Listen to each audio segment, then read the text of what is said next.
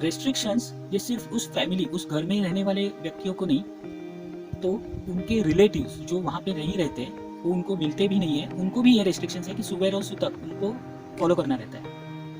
ये क्यों? बैक्टीरियाज का फैलाव ना हो इसके लिए ये क्वारंटाइन दिया हुआ है। ये सच बात है, लेकिन पूरी तरीके से ये सच नहीं है। आगे के सच हम लोग जानेंगे।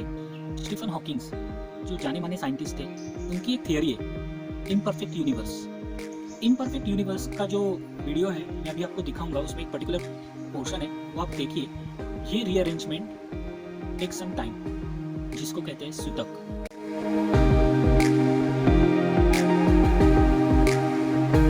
Hello knowledge seekers, this is Jitendra Vichare, welcome you again in new video of Jeet keys to unknown. आज के वीडियो का सब्जेक्ट है सुतक एंड सुवेर। सुतक सुवेर ये संकल्पना पूरी तरीके से भारतीय संकल्पना है।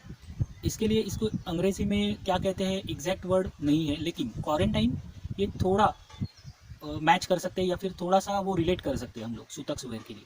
सुतक सुवेर मतलब क्या है ये थोड़ा सा जान लेते हैं। जब भी किसी व्यक्ति की डेथ हो जाती है, उस टाइम पे 13 डेज का एक पीरियड रहता है, उसमें ब्लड रिलेटिव्स को रेस्ट्रिक्शंस रहते हैं किसी किसी चीज़ों पे। सेम सुवेर के लिए, सुवेर में भी एक 11 डेज़ का वो वेरी होता है, डेज वेरी होते हैं दोनों में। 13 डेज़, किसी किसी जगह पे 15 डेज़ रहता है, किसी जगह पे 14 डेज़ रहता है। सुवेर के लिए किसी जगह पे 11 डेज़ रहता है, किसी जगह पे 15 डेज़ रहता है, किसी जगह पे 30 डेज़ भी रहते हैं। सो ये डेज़ वेरी रहते हैं, लेकिन कॉन्सेप्ट सेम है। ये सुतक सुवेर की संकल्पना के पीछे ऐसे लॉजिकल रीजनिंग बहुत सारे लोगों ने दिया हुआ है ऑलरेडी, आप वो देख चुके होंगे। जैसे कि जब भी व्यक्ति मरता है, उसके अंदर के शरीर में जो बैक्टीरियाज रहते हैं वो बाहर आ जाते हैं, और उसके रिलेटिव्स जो उसके आसपास में रहते हैं उनको उसका इन्फेक्शन होने की ज़्यादा संभावना रहती है। सो ये रेस्ट्रिक्शंस वो बैक्टीरियाज का फैलाव ना हो इसके लिए है, ऐसा बताया गया है। कुछ परसेंटेज इसमें तथ्य है, सत्य है। बैक्टीरियाज का फैलाव ना हो इसके लिए ये क्वारंटाइन दिया हुआ है, ये सच बात है, लेकिन पूरी तरीके से ये सच नहीं है। आगे के सच हम लोग जानेंगे। रेस्ट्रिक्शंस ये सिर्फ उस फैमिली, उस घर में रहने वाले व्यक्तियों को नहीं, तो उनके रिलेटिव्स जो वहाँ पे नहीं रहते, वो उनको मिलते भी नहीं है, उनको भी ये रेस्ट्रिक्शंस है कि सुबह और सुतक उनको फॉलो करना रहता है। ये क्यों? अगर बैक्टीरियल इन्फेक्शन की ही बात है, तो वहाँ पे रहने वाले, वहाँ पे जाने वाले व्यक्तियों को ही सिर्फ रेस्ट्रिक्शंस रहना चाहिए। जो इनका कुल है, ये कुल में उनको रेस्ट्रिक्शंस ये दिया जाता है। ऐसा क्यों? कुछ रेस्ट्रिक्शंस जो है वो क्या है वो जान लेते हैं, जो शायद कंट्रोवर्शियल रहेगा। मतलब आपको वो अजीब लगेगा, आप वो मानने के लिए तैयार नहीं होंगे, लेकिन ये रेस्ट्रिक्शंस दिया हुआ है। जैसे कि पूजा करना नहीं है, पूजा अवॉइड करते हैं उस पर्टिकुलर पीरियड में। कुछ पंच पकवान जो रहते हैं वो करते नहीं है, सादा भोजन लेते हैं, दाल चावल, सच टाइप ऑफ मील। उसमें नॉनवेज खाना रिस्ट्रिक्ट किया गया है। भगवान के मंदिर में जाने के लिए भी रेस्ट्रिक्शंस है। अभी आप कहेंगे अगर किसी आदमी की डेथ हुई है जिस घर में, उनको तो भगवान की ज़्यादा ज़रूरत है, तो पूजा भगवान के मंदिर में जाने के लिए रेस्ट्रिक्शंस, ऐसा क्यों?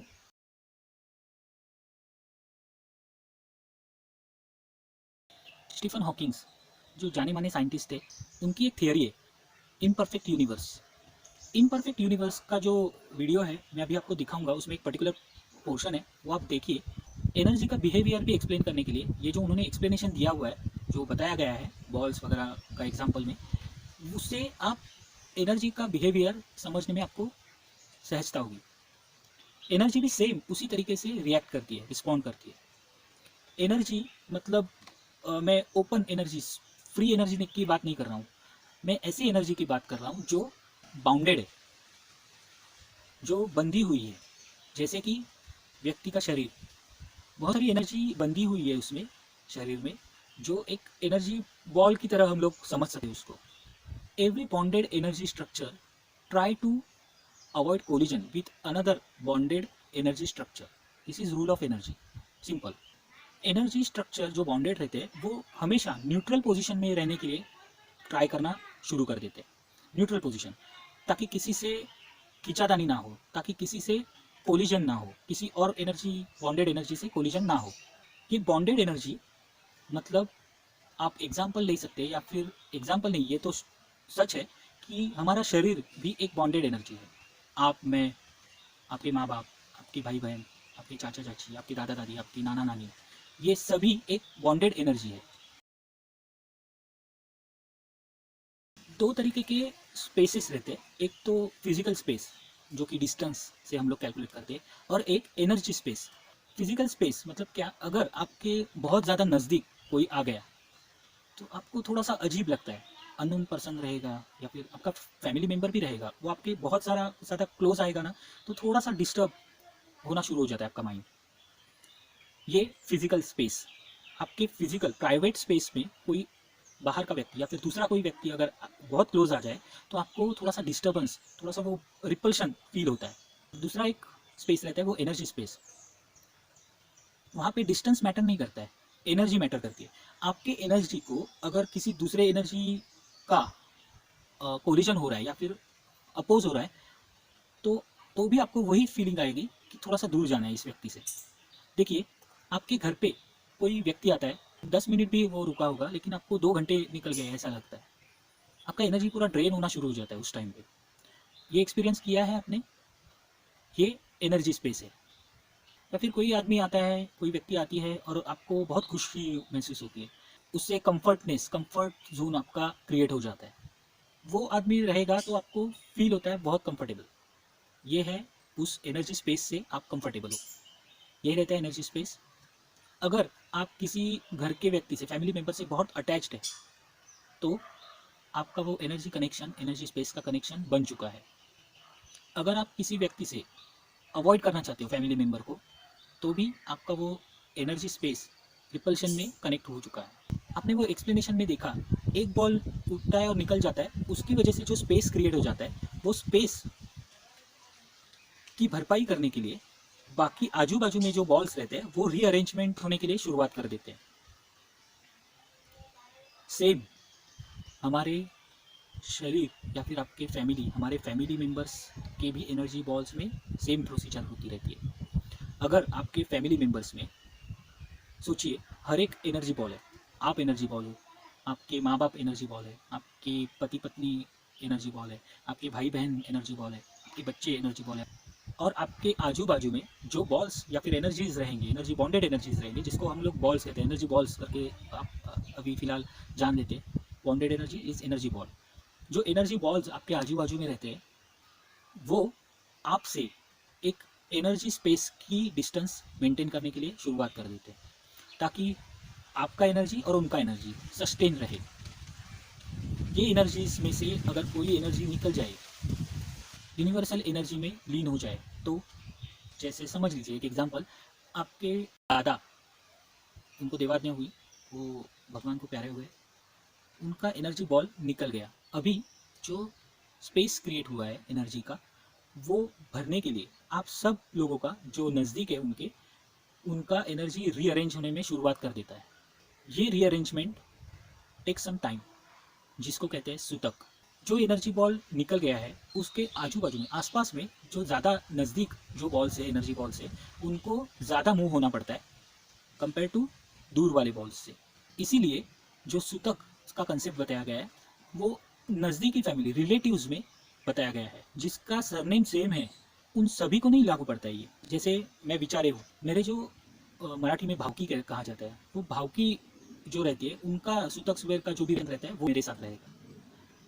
दूसरे भी विचारे हैं, दूसरे गांव के भी विचारे हैं, उनका सूतक सुबेर का मुझसे कोई लेना देना नहीं है, क्योंकि मेरा एनर्जी उनसे कनेक्ट है ही नहीं। सेम सिंपल, मैं बहुत दूर हूँ उनसे, उनके एनर्जी बॉल से मैं खुद बहुत दूर हूँ। सेम कंसेप्ट है। इसके लिए बताया गया है सूतक में नज़दीकी जो फैमिली रहता है उनको ही बहुत सारे रेस्ट्रिक्शंस रहते हैं। जैसे जो आपको रिलेशन रहेगा दूर होता जाएगा, दूर के अगर रिलेटिव्स कोई रहेंगे तो आपको फॉलो करने की ज़रूरत है भी नहीं। और एक इम्पॉर्टेंट बात, जो एनर्जी बॉल निकल जाता है, वो एनर्जी बॉल कितनी हेवीली चार्ज्ड एनर्जी खुद में समा चुका है उस पर भी डिपेंड रहता है, वो डिस्टर्बेंस कितना बड़ा हो सकता है। जैसे समझ लीजिए, आपके दादाजी अगर बहुत बड़ा उनका मान है गांव में, घर में, समाज में, उन्होंने बहुत सारा कुछ कमाया हुआ है, नॉट ओनली पैसा, इज्जत, मान मरातब, पैसा भी, और उन्होंने कुछ अचीव किया हुआ है, एम्पायर खड़ा किया हुआ है, तो उनके निकल जाने के बाद बहुत सारा डिस्टर्बेंस होगा। वो एनर्जी में बहुत सारे चेंजेस दिखने शुरू हो जाएंगे। वो एनर्जी सस्टेन होने में, मेंटेन रहने में जो टाइम लेगा 13 डेज़ का, उसमें वो सस्टेन हो जाएगी, लेकिन जो डिस्टर्बेंस है वो बड़ा हो सकता है। इसीलिए जितना एनर्जी बॉल का एनर्जी बढ़ा, उतना डिस्टर्बेंस बढ़ा। आप रिलेट भी कर सकते हैं। अगर कोई व्यक्ति बहुत बड़ा अपना नाम मान छोड़ के पीछे जा रहा है, अपना बहुत सारा संपत्ति छोड़ के पीछे जा रहा है, तो डिस्टर्बेंस तो होना ही है। उसने जो कमाया है, उसकी जितनी एनर्जी हायर लेवल पे, उतना डिस्टर्बेंस ज़्यादा। फिर उनके बच्चों में प्रॉपर्टी रिलेटेड इश्यूज आते हैं, या फिर नॉर्मली कुछ घटनाएं ऐसी घटती है कि वो घर वालों को भी उनको कंट्रोल करना थोड़ा बहुत तकलीफ देने वाला रहता है। सो आपको अभी कंसेप्ट तो पता चला होगा सूतक का। एक एग्जांपल देता हूँ। समझ लीजिए आप बिजनेसमैन हो, आपका कोई रॉ मटेरियल प्रोवाइडर है जिसका डेथ हो गया सडनली, आपको अफेक्ट होगा? श्योर होगा।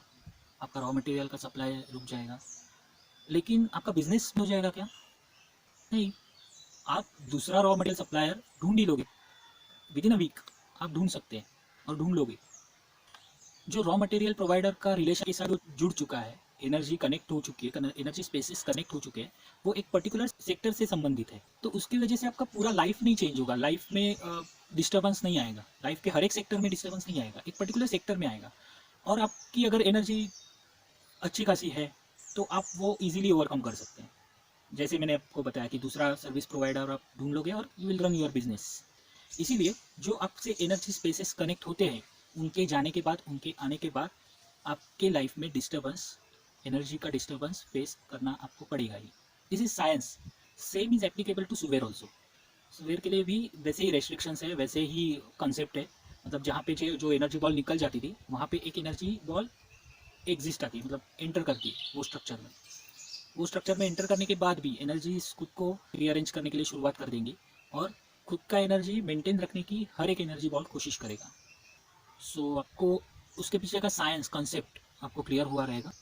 लेकिन कुछ जो व्यक्ति रहते हैं जिनको इसके पीछे का साइंस पता नहीं रहता है, पूर्वजों ने बताया गया है वही फॉलो करना है, आंखें मूंद के, वो लोग रहते हैं ना, वो बहुत गलत तरीके से रिएक्ट करते हैं। जैसे आप ये मत खाना, आप वो मत खाना, भगवान की मूर्ति के पास जाना भी मत, आपका जो छाया रहता है उस पर भगवान पे नहीं पड़ना चाहिए। अगर आपने किसी गलती से किसी चीज़ को छू लिया तो गोमूत्र गंगा जल छिड़क के शुद्धि कर देते हैं। क्या है ये? This is not a right way to follow our science, follow our rituals. उसके पीछे का लॉजिक देखिए, उसके पीछे का साइंस देखिए, और फिर रिस्पॉन्ड कीजिए, उसको रिएक्ट मत कीजिए। अभी जो रेस्ट्रिक्शंस है वो क्यों किए गए हैं, एक्सप्लेन करता हूँ मैं।